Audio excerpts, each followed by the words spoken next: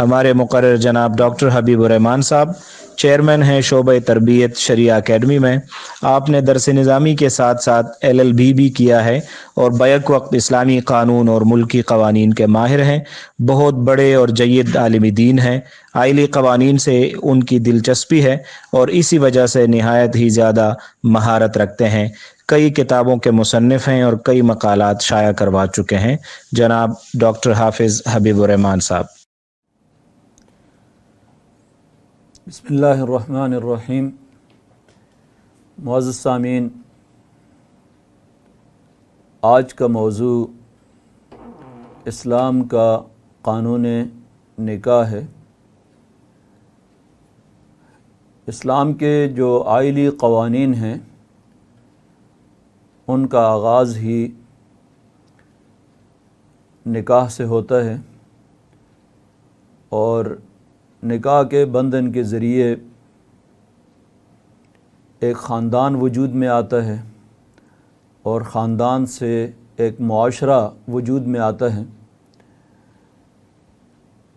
تو اسلامی معاشرت کا آغاز اور اس کی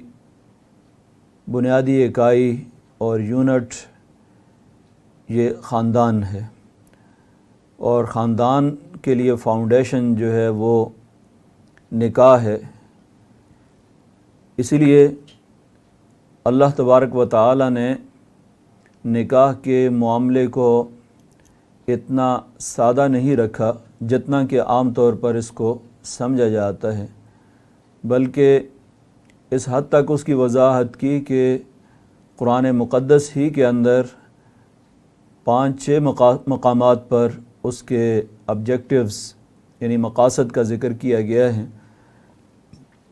مثلا سورہ النور کے اندر فرمایا گیا وَلْيَسْتَعْفِفِ الَّذِينَ لَا يَجِدُونَ نِكَاحًا حَتَّى يُغْنِيَهُمُ اللَّهُ مِنْ فَضْلِهِ۔ یہاں ایک بہت بڑا اہم مقصد اسلامی معاشرے اور خاندان کا ذکر کیا جو کہ اسلامی تہذیب کی اساس ہے، وہ ہے پاک دامنی، عفت اور پاک دامنی۔ کہ اسلامی معاشرے کے اندر اور اسلامی تہذیب میں اگر عفت اور پاک دامنی کی اقدار کو فروغ دینا ہے تو اس کے لیے نکاح کا بندھن اور نکاح کا صحیح طریقہ جو ہے وہ اختیار کرنا ہوگا۔ تو اس لیے اللہ تبارک و تعالی نے فرمایا کہ وَلْيَسْتَعْفِفْ الَّذِينَ لَا يَجِدُونَ نِكَاحًا، وہ لوگ جو کہ نکاح کی استطاعت نہیں رکھتے وہ بھی پاک دامنی اختیار کریں، حَتَّى يُغْنِيَهُمُ اللَّهُ مِنْ فَضْلِهِ، یہاں تک کہ اللہ تبارک و تعالی ان کو اپنے فضل سے غنی کر دے۔ یعنی اگر عارضی حالات اس طرح کے ہیں کہ کوئی آدمی نکاح کی استطاعت نہیں رکھتا تو ایسی صورت میں وہ صبر سے کام لے یہاں تک کہ اللہ تبارک و تعالی اس کو غنی کر دیں اور مالدار کر دیں۔ اس کی بہت ہی خوبصورت اور عمدہ وضاحت نبی اکرم صلی اللہ علیہ وسلم نے فرمائی۔ ایک موقع پر آپ نے نوجوانوں کی ایک جماعت کو خطاب فرمایا اور فرمایا یا معاشر الشباب من استطاع منکم الباءۃ فلیتزوج فإنه اغض للبصر واحسن للفرج ومن لم یستطع فعلیہ بالصوم فإنہ لہ وجاء۔ اے نوجوانوں کی جماعت، تم میں سے جو نکاح کی استطاعت رکھتا ہے وہ نکاح کر لے، اس لیے کہ اس سے نگاہیں جھک جاتی ہیں، یہ نگاہوں کو جھکانے میں مدد دیتی ہے یہ چیز۔ یعنی نکاح کے نتیجے میں پاک دامنی آتی ہے، نگاہوں کے اندر بھی پاکیزگی پیدا ہوتی ہے۔ وَأَحْسَنُ لِلْفَرَجِ، اور شرمگاہ جو ہے وہ بھی محفوظ ہو جاتی ہے، وہ بھی بدکاری سے، برائی سے اور برے کاموں سے بچ جاتی ہے۔ اور اس کے بعد آپ نے ایک خوبصورت حل اس کا تجویز کیا ان لوگوں کے لیے جو نکاح کی استطاعت نہیں رکھتے۔ آپ نے فرمایا کہ وَمَن لَّمْ يَسْتَطِعْ، کہ جو آدمی استطاعت نہیں رکھتا فَعَلَيْهِ بِالصَّوْمِ، تو ایسے لوگوں کے لیے ضروری ہے کہ وہ روزہ رکھ لیں۔ تو روزہ انسان کو اپنے اوپر قابو پانے میں مدد دیتا ہے، اور اس طریقے سے انسان جو ہے وہ بدکاری سے یا دوسرے اس طرح کے جو بیماریاں ہیں اور گناہ ہیں ان سے بچ سکتا ہے۔ تو اس آیت کی بڑی خوبصورت وضاحت نبی اکرم صلی اللہ علیہ وسلم نے فرمائی ہے۔ دوسری آیت کریمہ میں سورہ نور کی تو حکم دیا گیا کہ وہ لوگ جو کہ جنہوں نے نکاح نہ کیا ہے، مرد ہوں، عورتیں ہوں، یا جو بھی ہوں، لیکن جب نکاح کی عمر کو پہنچ جاتے ہیں تو ان کے بارے میں فرمایا وَأَنكِحُوا الْأَيَامَ مِنكُمْ، جو لوگ بھی بے نکاح ہیں ان کو نکاح کرواؤ، وَالصَّالِحِينَ مِنْ عِبَادِكُمْ وَإِمَائِكُمْ، بلکہ یہاں تک فرمایا کہ چونکہ اس دور کے اندر غلام بھی تھے، باندیاں بھی تھیں، تو کہا کہ ان کو بھی جو نیک ہیں ان میں سے ان کی بھی نکاح کر دو، خواہ وہ مرد ہیں یا عورتیں ہیں۔ اور یہاں تو یہ وعدہ بھی اللہ تعالیٰ کی طرف سے فرمایا گیا ان یکونوا فقراء یغنہم اللہ من فضلہ، کہ اگر یہ لوگ غربت اور افلاس کا شکار ہوں گے یا نادار ہوں گے تو ایسی صورت میں اللہ تبارک و تعالی ان کی مدد کرے گا۔ تو گویا کہ یہاں پر ایک بہت ہی اہم بات یہ کی گئی ہے کہ عام طور پر لوگ جاب کی وجہ سے، بے روزگاری کی وجہ سے، کہ جاب نہیں ہے، بے روزگار ہے، اس کی وجہ سے بچیوں کی عمر بھی بہت زیادہ ہو جاتی ہے اور لڑکوں کی عمر بھی زیادہ ہو جاتی ہے، اور اس دوران بے شمار ایسی خرابیاں جنم لیتی ہیں اس تاخیر کی وجہ سے۔ تو اللہ تبارک و تعالیٰ نے یہاں پر وعدہ یہ کیا ہے کہ اگر کوئی آدمی پہلے سے بے روزگار ہے اور نادار ہے تو اللہ تبارک و تعالیٰ ضرور اس کی مدد کرے گا، اور ہو سکتا ہے کہ شادی کے نتیجے میں، نکاح کے نتیجے میں یہ صورتحال ختم بھی ہو جائے۔ اور یہ تجربہ بھی ہے، مشاہدہ بھی ہے کہ بعض اوقات حالات جو ہیں اس کی تبدیلی آ جاتی ہے اور نکاح کیا جاتا ہے تو اس کے بعد جاب بھی مل جاتی ہے، روزگار بھی مل جاتا ہے، یہ ساری چیزیں ہو جاتی ہیں۔ ایک حدیث میں نبی اکرم صلی اللہ علیہ وسلم نے 3 افراد کے بارے میں فرمایا کہ اللہ تبارک و تعالیٰ کی وہ مدد کے مستحق ہیں۔ ثلاثۃ حق علی اللہ عونہ المجاہد فی سبیل اللہ، اللہ کے راستے میں جو جہاد کرتا ہے اس کی مدد اللہ تعالیٰ کرتے ہیں۔ وہ غلام جو کہ اس نے اپنے آقا سے اپنی آزادی کا معاہدہ کیا ہوا ہو اور اس کے لیے دوڑ دھوپ کر رہا ہو۔ والناکح الذی یرید العفاف، اور وہ شخص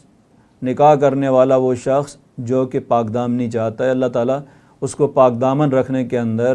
اس کی عزت، آبرو اور عفت کے تحفظ کے اندر اللہ تبارک و تعالیٰ اس کی مدد کرتا ہے۔ تو یہاں پر بھی اللہ تعالیٰ کی مدد کا وعدہ کیا گیا۔ اور ایک اور مقصد سورہ اعراف میں بیان فرمایا گیا وَهُوَ الَّذِي خَلَقَكُم مِّن نَّفْسٍ وَاحِدَةٍ وَجَعَلَ مِنْهَا زَوْجَهَا لِيَسْكُنَ إِلَيْهَا، کہ اللہ تعالیٰ نے تمہیں ایک نفس سے پیدا کیا ہے اور اسی سے اس کا جوڑا بنایا، تاکہ مقصد کیا ہے لِيَسْكُنَ إِلَيْهَا، سکون۔ تو معاشرے کے اندر بدامنی اور فکری انتشار جو ہے، فکری پراگندگی، اس کی ایک بڑی وجہ جو ہے وہ یہ بھی ہوتی ہے کہ معاشرے کے اندر جب جنسی انارکی پیدا ہوتی ہے اور بدکاریاں پیدا ہوتی ہیں تو اس کے نتیجے میں بھی معاشرے کے اندر بدامنی پیدا ہوتی ہے۔ تو اللہ تبارک و تعالیٰ نے ایک تو وضاحت یہ فرمائی کہ اس کے نتیجے میں جب ایسا معاشرہ وجود میں آتا ہے جس کی تہذیب کی بنیادی عفت اور پاک دامنی، شرم و حیا پر ہو، تو وہاں پر اس معاشرے میں سکون پیدا ہوگا، اور اس طرح یہ ایک بڑا آبجیکٹیو جو ہے وہ ذکر کیا گیا ہے۔ اسی طرح اس کی نیچر کے حوالے سے اللہ تبارک و تعالیٰ نے بہت ہی خوبصورت بات جو ہے وہ سورہ نساء کی آیت کے اندر کہی ہے وَكَيْفَ تَأْخُذُونَهُ وَقَدْ أَفْضَىٰ بَعْضُكُمْ إِلَىٰ بَعْضٍ وَقَدْ وَأَخَذْنَا مِنْكُمْ مِيثَاقًا غَلِيظًا۔ تو اس آیت کریمہ میں نکاح کی جو نیچر ہے اس کی وضاحت کر دی گئی، یعنی جہاں پر نکاح کے بنیادی مقاصد اور آبجیکٹیوز کا ذکر کیا گیا اور اتنی تفصیل کے ساتھ ذکر کیا گیا، وہاں پر اس کی نیچر بھی بیان کر دی۔ عام طور پر ہمارے ہاں قانون کے پیشے سے وابستہ جو افراد ہوتے ہیں، وکلاء اور ججز، ان میں ہمیشہ یہ ایک غلط فہمی رہی ہے کہ نکاح جو ہے یہ ایک سول کانٹریکٹ ہے، اور اس حوالے سے متعدد جو ججمنٹس ہیں ان کے اندر ججز نے بھی، عدالت عالیہ کے، عدالت عظمیٰ کے جو ججز ہیں انہوں نے بھی اس طرح کے ریمارکس دیے ہیں کہ یہ پیور سول کانٹریکٹ ہے، اور یہ نقطہ نظر جو ہے بالکل اسلامک پوائنٹ آف ویو سے یہ نقطہ نظر درست اس لیے نہیں ہے کہ شریعت نے اس کو میثاقاً غلیظہ کے الفاظ سے تعبیر کیا گیا ہے کہ یہ ایسا مقدس شرعی معاہدہ ہے جس کو شریعہ رولز جو ہیں وہ گورن کرتے ہیں، اور شریعہ رولز کے تحت اس کے جتنے بھی کنڈیشنز ہیں اور جتنے بھی ایلیمنٹس ہیں اور لیگل کیپیسٹی کی جب بات ہوتی ہے تو یہ ساری چیزیں وہ ہیں جن کو شریعہ رولز ہی کے تحت جو ہے وہ منضبط کیا جاتا ہے۔ ہاں، ایک لحاظ سے کہا جا سکتا ہے کہ اس کے اندر کچھ مشابہت اور مماثلت جو ہے وہ سول کانٹریکٹ کے ساتھ اس لحاظ سے پائی جاتی ہے کہ اس میں بھی عاقل بالغ ہونا اور اسی طریقے سے ایجاب اور قبول، آفر اور ایکسیپٹنس وغیرہ، اس طرح کی کوئی بنیادی جو کانٹریکٹ کی چیزیں ہیں وہ تو یقیناً اس کے اندر موجود ہیں، لیکن محض ان چند جزیات کی وجہ سے یا بعض چیزیں جو مماثلت رکھتی ہیں اس کی بنیاد پر مکمل طور پر اس کو پیور سول کانٹریکٹ قرار دینا جو ہے یہ درست نہیں ہے۔ اسی لیے عدلیہ سے بعض لوگوں نے اس کو زیادہ بہتر انداز کے اندر جو ہے وہ اس کی تعبیر کی ہے اور اس کی وضاحت کی ہے، جس طرح کہ ایک کیس ہے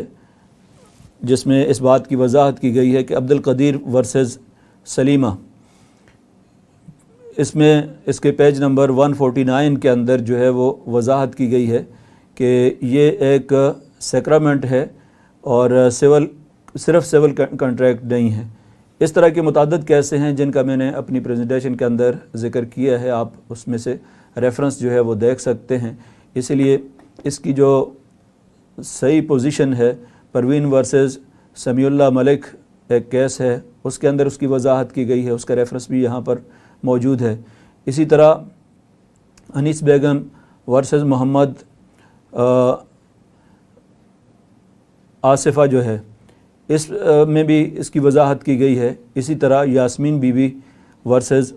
خانم خاتون جو ہے 1960 کا یہ کیس ہے، اس میں بھی اس کی وضاحت کی گئی ہے۔ تو اس طرح کے کیسز میں جہاں پر ججز نے اس بات کی ضرورت کو محسوس کیا ہے کہ اس میں جو چیزیں قابل اصلاح ہیں ان کی اصلاح کی گئی ہے، اس لیے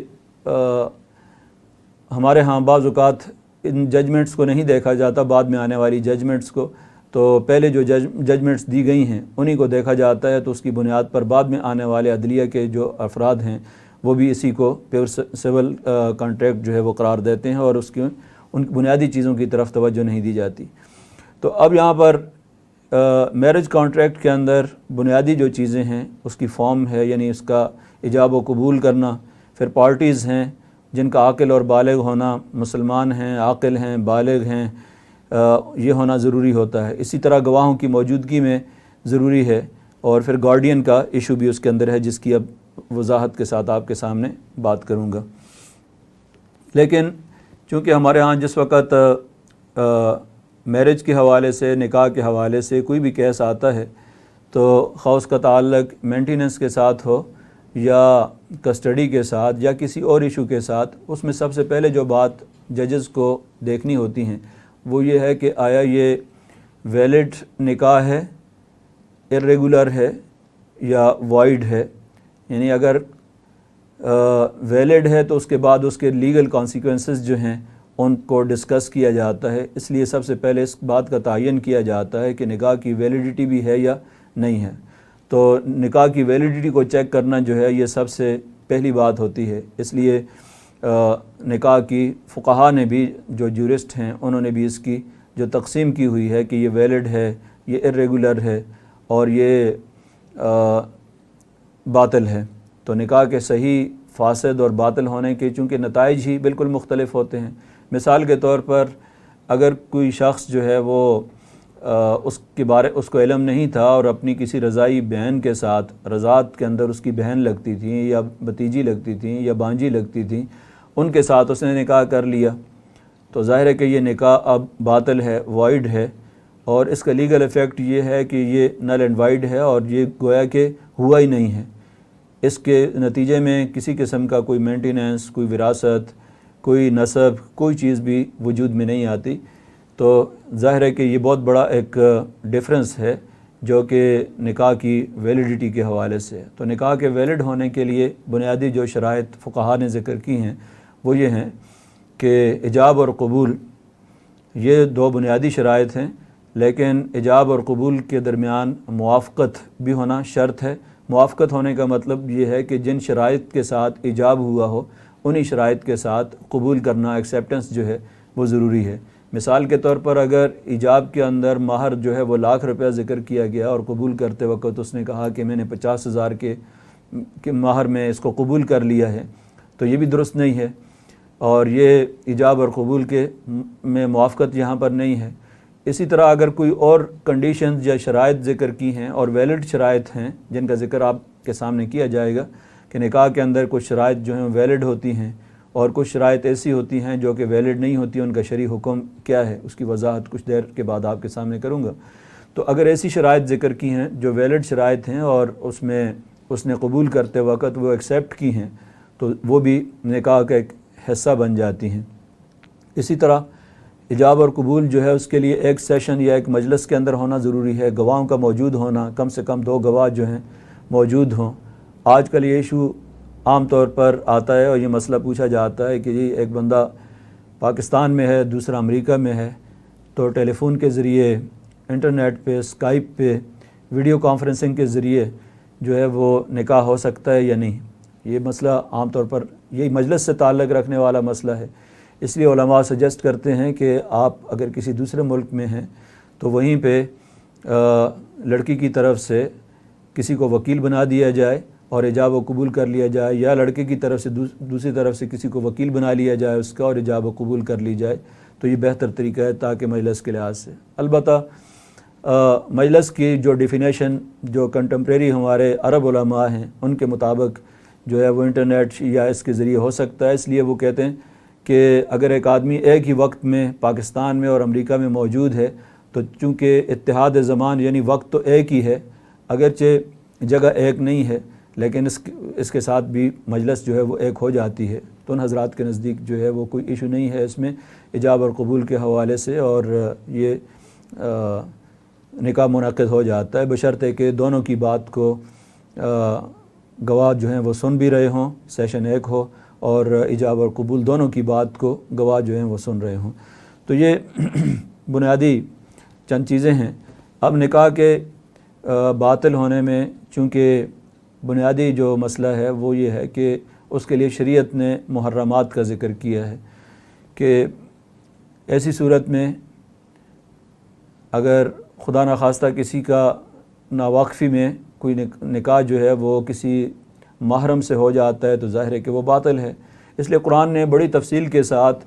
ان خواتین کا ذکر کیا ہے جن کے ساتھ کسی صورت میں بھی نکاح نہیں ہو سکتا۔ اس میں بھی کلاسیفیکیشن کی گئی ہے، کچھ وہ ہیں جو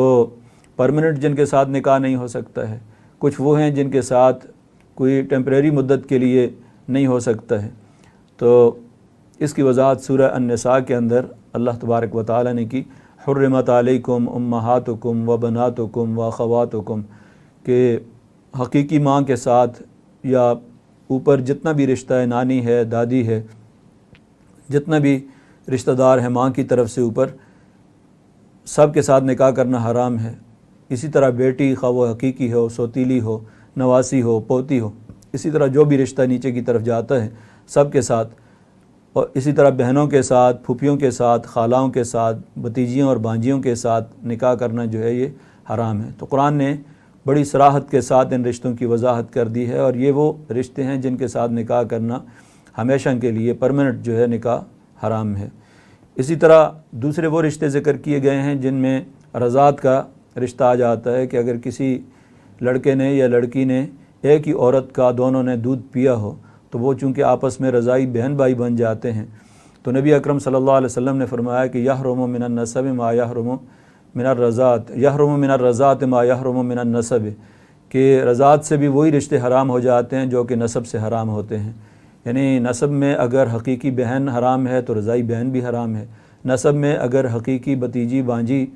خالہ پھوپھی حرام ہے تو رضاعت کے اندر بھی یہ تمام رشتے حرام ہیں، تو ان کا ذکر کیا گیا۔ اور اس کے علاوہ کچھ رشتے وہ ہیں جو کہ نکاح کے نتیجے میں آتے ہیں، مثلا کسی عورت کے ساتھ کوئی بندہ نکاح کر لیتا ہے تو اب اس کی بہن کے ساتھ نکاح نہیں کر سکتا جب تک کہ پہلی بہن نکاح کے اندر ہے۔ اگر اس کو طلاق دے دی اور اس کی عدت گزر جائے تو اس کے بعد دوسری کے ساتھ نکاح کر سکتا ہے، لیکن دو بہنوں کو ایک نکاح کے اندر جو ہے وہ اکٹھا نہیں کیا جا سکتا۔ تو یہ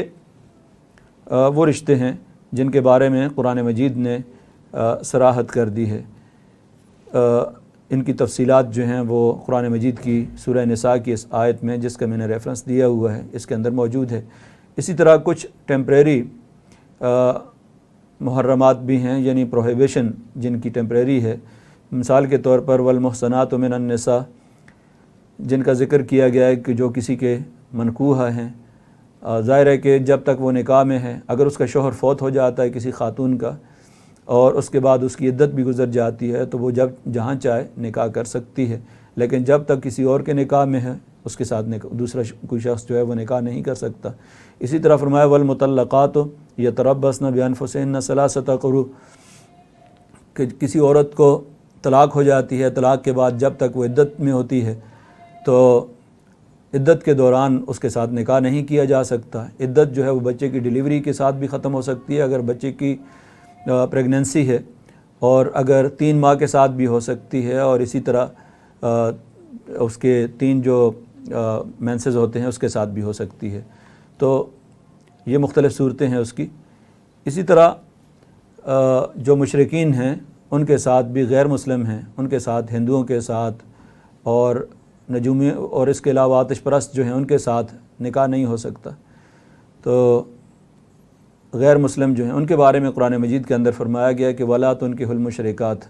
مشرک عورتوں کے ساتھ نکاح نہ کرو حتیٰ یؤمنن، یہاں تک کہ وہ ایمان لے آئیں۔ البتہ اس میں ایک ایکسیپشن خود قرآن مجید کے اندر دی گئی ہے کہ اہل کتاب کی جو عورتیں ہیں ان کے ساتھ نکاح کیا جا سکتا ہے۔ اس کے بارے میں عام طور پر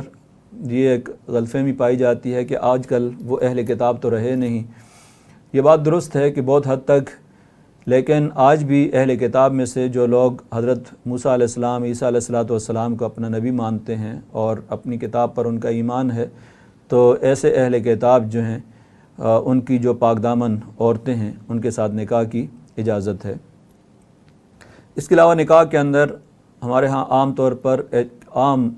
آج کے دور کے اندر خاص طور پر جو ہے یہ ٹرینڈ بڑھتا جا رہا ہے، رجحان بڑھتا جا رہا ہے کہ نکاح نامے میں کچھ شرائط ذکر کی جاتی ہیں۔ مثال کے طور پر اگر کوئی خاتون ملازمت کرتی ہے تو بعض اوقات یہ لکھا جاتا ہے کہ شوہر جو ہے وہ ملازمت کے معاملات کے اندر کوئی عمل دخل نہیں دے گا۔ اسی طرح کچھ شرائط لکھ دی جاتی ہیں کہ ماہانہ خرچہ اتنا دے گا، یا بیرون ملک رہ رہا ہے تو بیرون ملک نہیں لے کے جائے گا یا لے کے جائے گا۔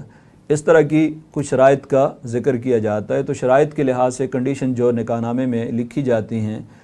ان پر عمل کرنا ضروری ہوتا ہے، بشرطے کہ وہ ویلڈ ہوں۔ ویلڈ ہونے کا مطلب یہ ہے کہ مثال کے طور پر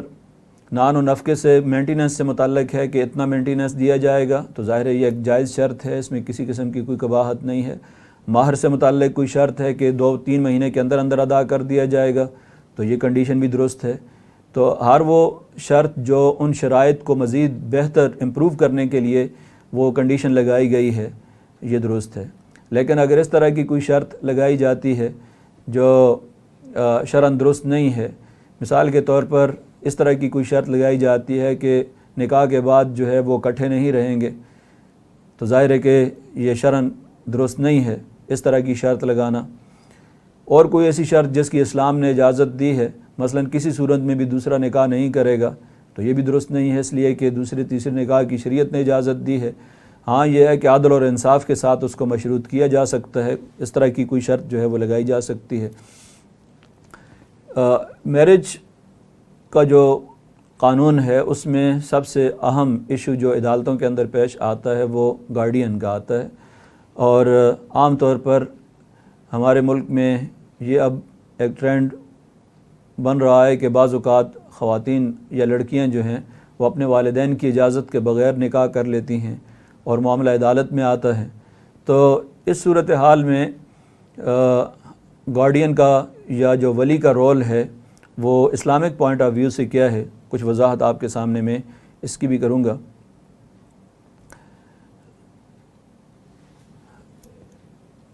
اور ولی کا لفظ چونکہ ایک لیگل اتھارٹی اس کو شریعت نے بھی دی ہے کہ وہ اپنا جو حق ہے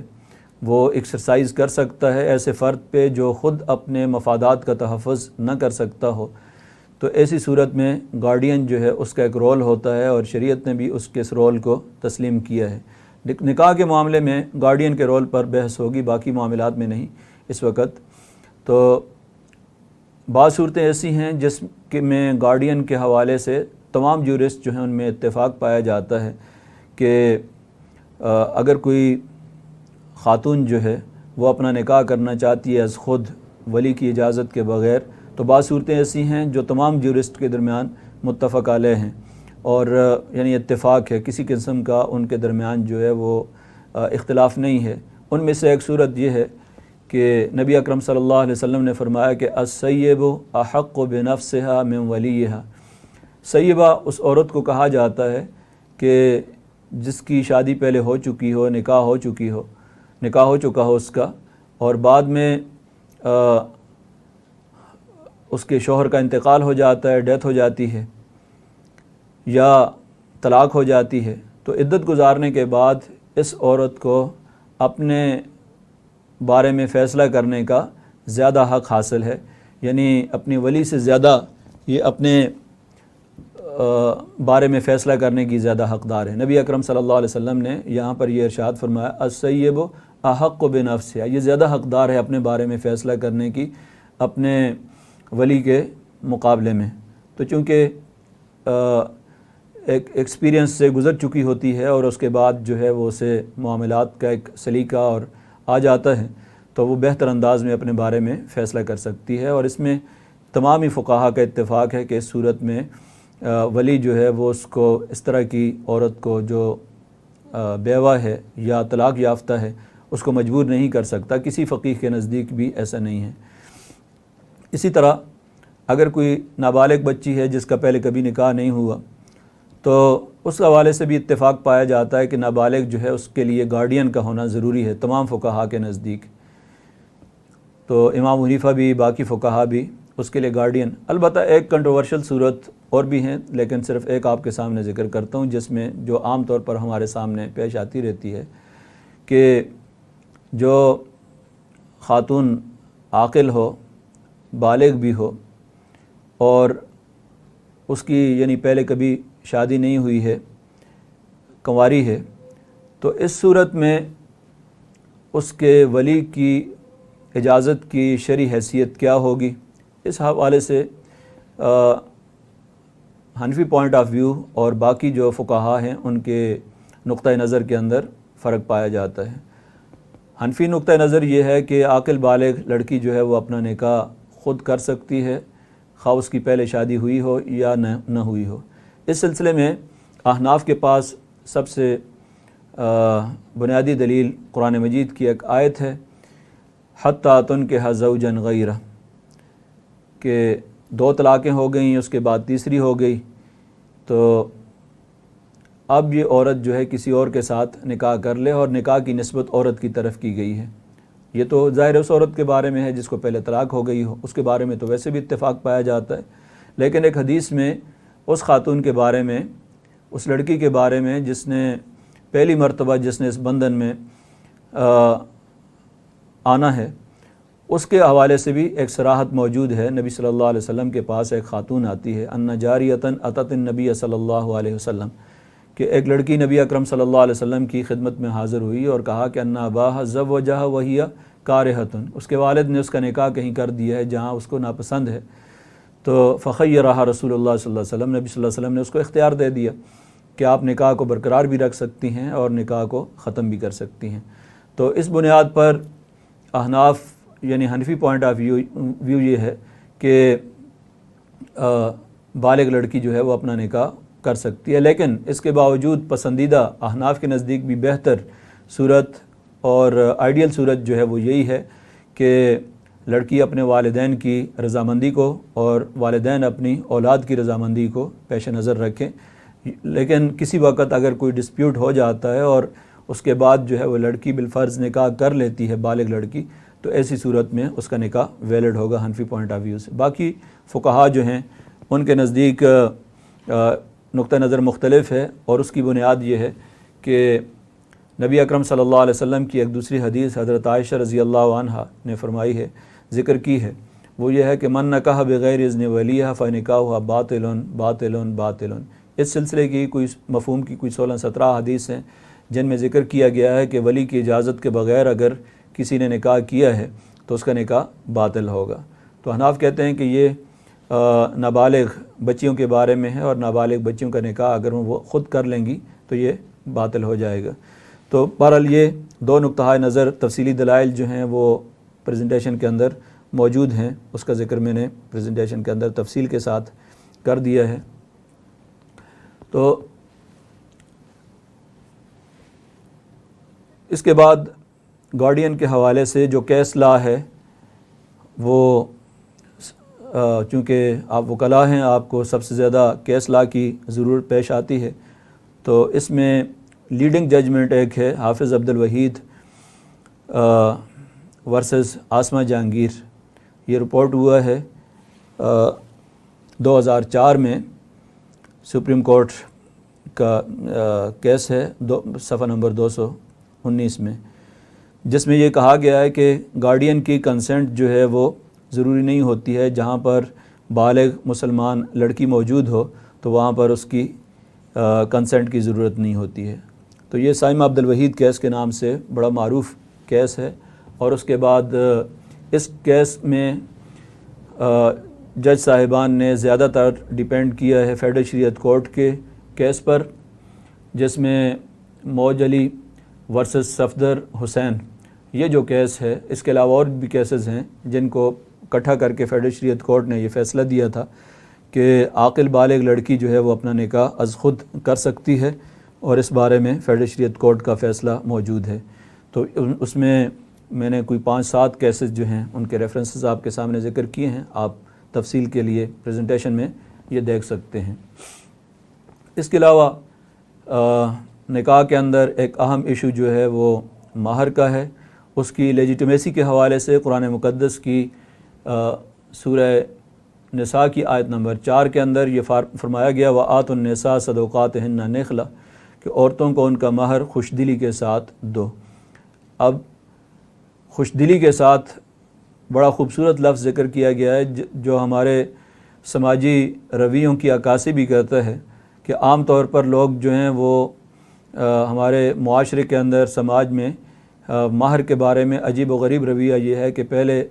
اپنا سماجی مرتبہ ظاہر کرنے کے لیے بڑی رقم رکھ لیتے ہیں، گاڑیاں اور پلاٹ اور باقی چیزیں، اور بعد میں معافی کی، اور بعض اوقات جو ہے وہ جبری معافی یا سماجی دباؤ کے تحت معاف کروا دیا جاتا ہے۔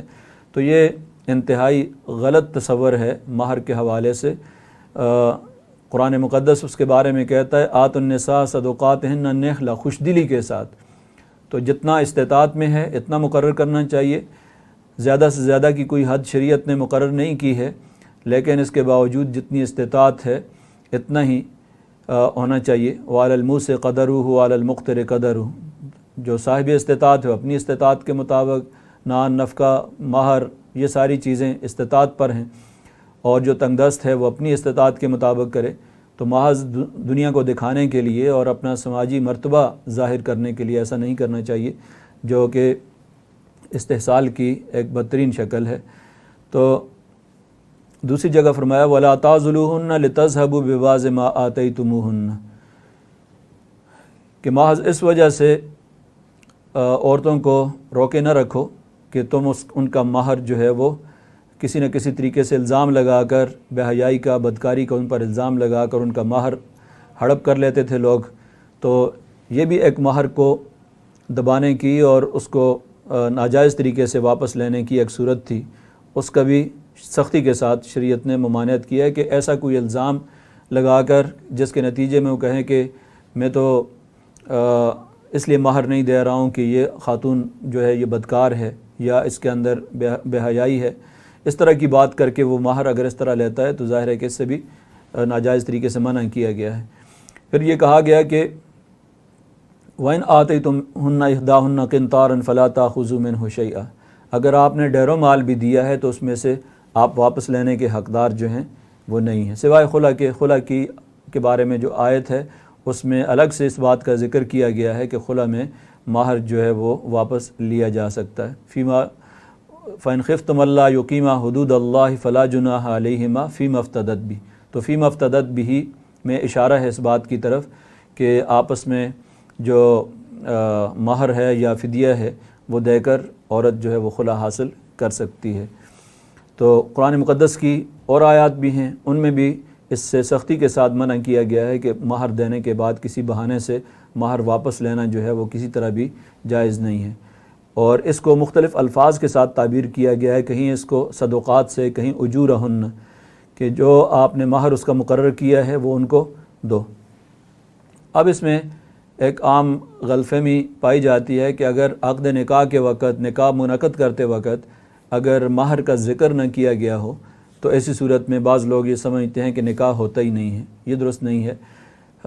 نکاح ہو جاتا ہے لیکن بعد میں مہر مثل ادا کرنا ہوتا ہے، اور مہر مثل کا مطلب یہ ہے کہ ایسی صورت میں اس کو وہ مہر دیا جائے گا جو اس کی باقی جو بہنیں ہیں جو اسی کے مرتبے کی ظاہر پڑھی لکھی ہیں اور اس کی عمر کی جو باقی خواتین ہیں اس کے خاندان کی، ان کے تعلیم کو بھی اور ان کی عمر کو بھی اور باقی چیزوں کو بھی اوصاف کو پیش نظر رکھتے ہوئے ان کے مہر کو دیکھا جاتا ہے۔ جن کی پہلے شادی ہو چکی ہے ان کے مہر کے برابر جو ہے وہ مہر مقرر کیا جاتا ہے۔ تو اس لیے قرآن نے بھی اس کے بارے میں فرمایا لا جناح علیکم ان طلقتم النساء ما لم تمسوهن، کوئی حرج نہیں ہے اگر تم نے عورتوں کو طلاق دے دی ہو اور ابھی تک ان کو ہاتھ نہ لگایا ہو، یعنی ابھی ازدواجی تعلق قائم نہیں کیا، او تفرضوا لهن فریضہ، یا ان کا آپ نے مہر مقرر نہیں کیا ہے۔ تو اب ظاہر ہے کہ مہر مقرر نہیں کیا اور طلاق دے دی تو اس کا مطلب ہے کہ نکاح ویلڈ ہے، اس لیے طلاق ہو جاتی ہے۔ تو طلاق دینا بعد میں طلاق کی نوبت آ گئی اور مہر مقرر نہیں کیا گیا، تو ایسی صورت میں حکم یہ دیا متعوہن علی الموسع قدرہ علی المقتر قدرہ، تو ان کو کچھ نہ کچھ تحفے تحائف دے کر رخصت کر دو تاکہ ان کی دلجوئی ہو جائے، اور نکاح کا یہ بندھن ختم ہونے کی وجہ سے جو آپس میں تعلقات میں خرابی آئی ہے وہ اس کے لیے ایک یہ کمپنسیشن ہو جائے گی، اور اس کا بڑا خوبصورت طریقہ شریعت نے بتایا کہ کچھ نہ کچھ تحفے تحائف دے دیے جائیں ایسے موقع پر، چونکہ مہر مقرر نہیں تھا اور ابھی ازدواجی تعلق بھی قائم نہیں ہوا، اس سے پہلے ہی طلاق کی نوبت آ گئی ہے، تو یہ وہ صورت ہے جس میں مہر کے بجائے کچھ نہ کچھ تحائف دے کر رخصت کیا جاتا ہے۔ بعض صورتوں میں آدھا مہر ذکر ہوتا ہے، اس کا ذکر بھی قرآن مجید کے اندر کیا گیا ہے، وَإِن طَلَّقْتُمُوهُنَّ مِن قَبْلِ أَن تَمَسُّوهُنَّ وَقَدْ فَرَضْتُمْ لَهُنَّ فَرِيضَةً، کہ ابھی ازدواجی تعلق قائم نہیں ہوا، اس سے پہلے ہی اگر آپ نے طلاق دے دی ہے اور مہر مقرر کر دیا تھا تو اب اس صورت میں آدھا مہر جو ہے وہ دیا جائے، اس کو ہاف مہر جو ہے وہ دیا جائے گا۔ تو یہ مختلف صورتیں ہیں مہر کی۔ اس کے علاوہ باقی صورتوں میں جہاں مہر مقرر کر دیا جاتا ہے، اس کے بعد رخصتی ہوتی ہے، ازدواجی تعلق بھی قائم ہو جاتا ہے، تو پھر جتنا مہر مقرر ہوتا ہے اتنا ہی مہر ادا کیا جاتا ہے۔ تو اس میں بعض صورتوں میں فوری طور پر جو مؤجل ہوتا ہے ڈیفرڈ ہوتا ہے، تو اس کو بعد میں ادا کیا جاتا ہے۔ اگر طلاق ہو جاتی ہے تو اس وقت ادا کرنا ضروری ہو جاتا ہے، اور اگر ڈیتھ ہو جاتی ہے تو اس وقت تک ادا نہیں کیا تو اس کی وراثت سے بھی ادا کیا جائے گا۔ سب سے پہلے جو کفن دفن کے بعد وراثت تقسیم ہونے سے پہلے اس کے مہر سے ادائیگی کی جائے گی۔ تو یہ چند بنیادی قوانین تھے جن کا تعلق میرج کے ساتھ تھا، وہ میں نے آپ کے سامنے اختصار کے ساتھ ذکر کیے ہیں۔ باقی کسی حوالے سے آپ کے ذہن میں کوئی الجھن، کوئی سوال ہوگا تو انشاءاللہ اس کو سوال و جواب کی نشست میں ایڈریس کر لیا جائے گا۔ بہت بہت شکریہ۔